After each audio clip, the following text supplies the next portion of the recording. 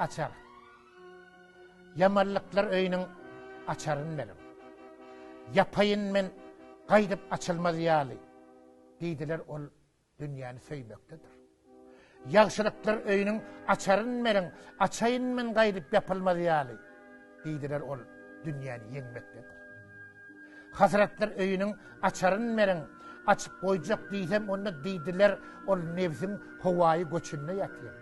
Şahatlıklar öyünün açarın benim. Açıp koyacak diysem onu deydiler ol şükür etmenin içinde yatıyor.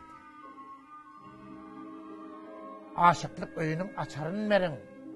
Entek yanıp söylerim yali. Deydiler ol kalbin tenliğindedir. Vepalar öyünün açarın benim.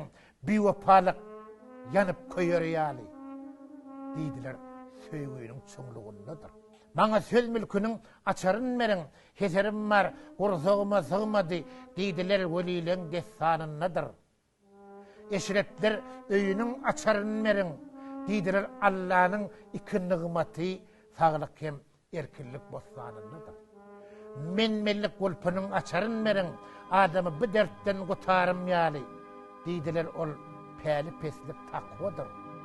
Kamillik sandığının açarın benim. Ilım bilen ona yeterim yali.